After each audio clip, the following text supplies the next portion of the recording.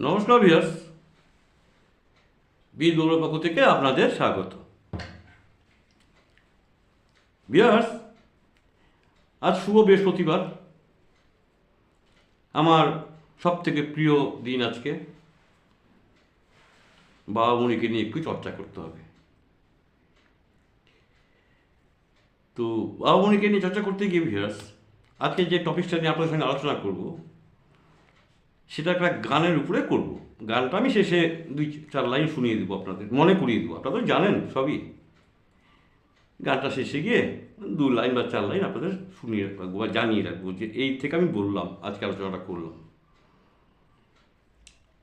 আত্মপ্রকাশ, নিজেকে আমাদের আত্মপ্রকাশ করতে হবে। উনি বলছেন আমরা জানি না যে আমাদের ভেতরে কি আছে, আপনি বা আমি, আমরা জানি না।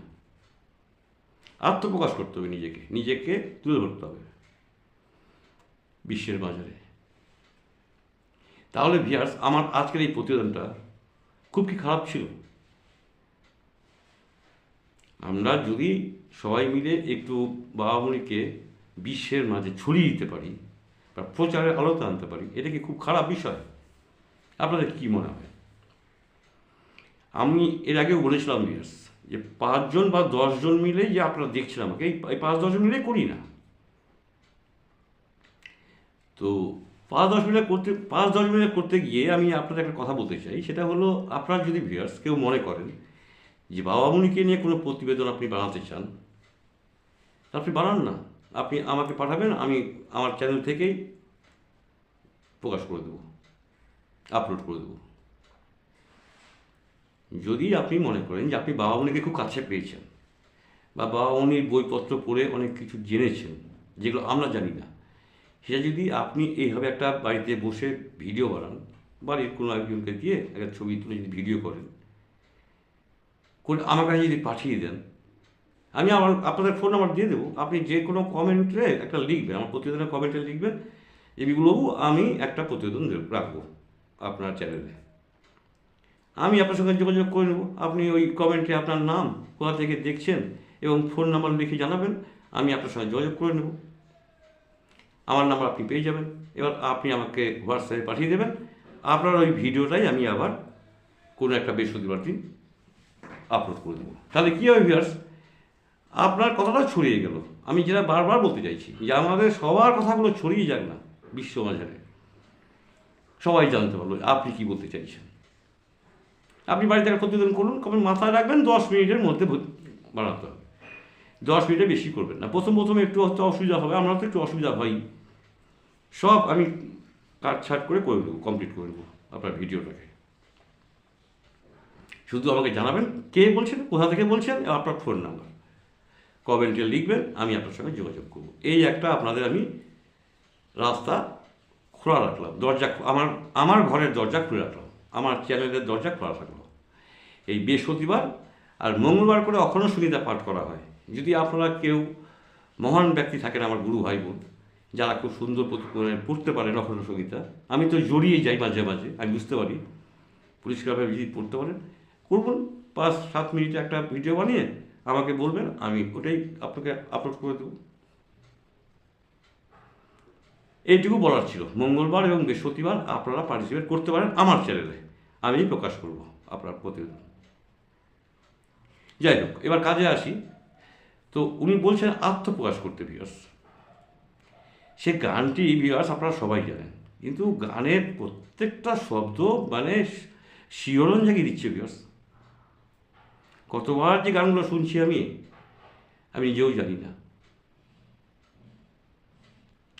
আমরা যে অনেক সময় মানুষ যে দেবতার থেকেও বড় হয়, উনি সেটা ছত্রে ছত্রে বুঝিয়ে দিয়েছেন।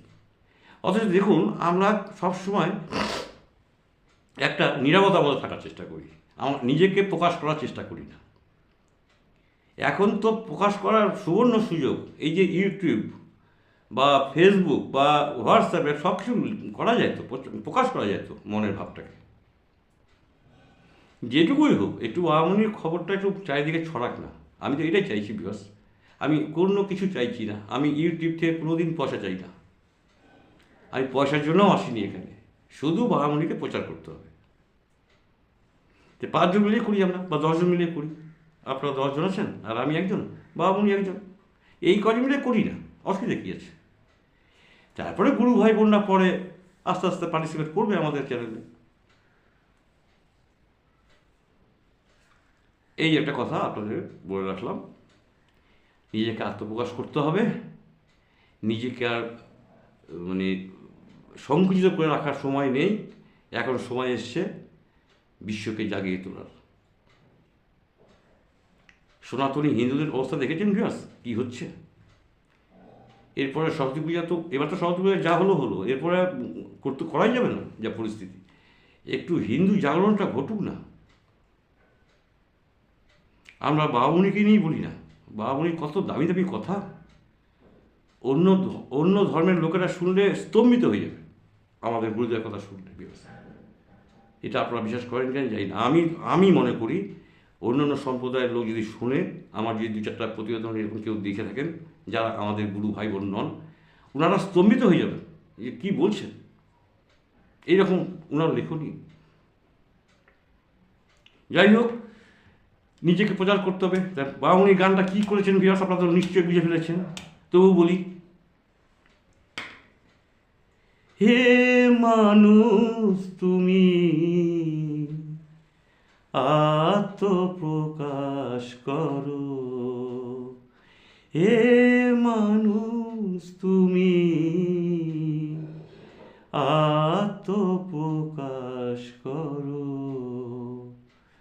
তোমারও অভয় মূরতি খানি রে বিশ্বের মাঝে সবলে খুলিয়া ধরো, তুমি আত্মপ্রকাশ করো। হে মানুষ তুমি আত্মপ্রকাশ করো। এই যে গানটি ভিউয়ার্স, আমরা নিজেকে যদি তুলে ধরতে না পারি তার তো মুশকিল। আমি গানের শিল্পী নই, আমি সেটা বলছি না আপনাদের, আমি জাস্ট আপনাদের গানগুলো মনে করে দিচ্ছি। যদি আপনারা আমার কোনো গুরু ভাই বোন থাকেন যে গান চর্চা করেন হারমোনিয়াম বাজিয়ে, করুন, গানটাই একটা রেকর্ড করুন না, ওরা আমাকে পাঠান না, আমি পাঠিয়ে দেবো, আমি তো প্রচার করে দেবো। বা উনি একটা গান আপনারা করুন, করে আমার নাম্বারে পাঠান, আমি প্রচার, দায়িত্বটা আমার। আপনার সেই গানটা প্রচার করার দায়িত্ব আমার। করুন না, সবাই মিলে করুন। পরের সাজাটা দেখুন, পরের প্যারাটা দেখুন, এটা তো মুখরা। পরের কলিটা দেখুন। তোমারে বোঝে না, তোমারে জানে না, তাই তো তোমারে কেহই মানে না। তোমারে বোঝে না, তোমারে জানে না, তাই তো তোমারে কেহই মানে না। তোমারে দেখিলে বুঝিতে পারি তো, দেবতার চেয়ে মানুষ কত যে বড়, তুমি আত্মপ্রকাশ করো। হে মানুষ তুমি আত্মপ্রকাশ করো। বিরাজ গানটা এটুকুই থাক, একটু আপনাদের মনে করিয়ে দিলাম। আমার সুর ঘুরছে, ক্ষমা করে দেবেন। আর আপনারা শুদ্ধ কণ্ঠে, ভালো কণ্ঠে গান রেকর্ডিং করুন, আমার কাছে পাঠান, আমি প্রচার করব, আমি আপনাদের প্রতিবেদন প্রচার করব, কথা দিলাম। আমি আপনার সঙ্গে যোগাযোগ করব, শুধু নাম্বারটা চাই। তবে বিরাজ আজ এই পর্যন্ত রইল। সবাই ভালো থাকবেন। আমাদের প্রাণের ঠাকুর শ্রী স্বামী শৈবানন্দজি, তার চরণে 100 কোটি প্রণাম। আপনাদের আমি বুক ভরা ভালোবাসা জানাই। সবার শান্তি কামনা করি, সবাই শান্তিতে থাকুন, ভালো থাকুন। আজকের মতো ছাড়ছি, আবার আগামী 20-17 দিন দেখা হবে। আজকের মতো গুড বাই।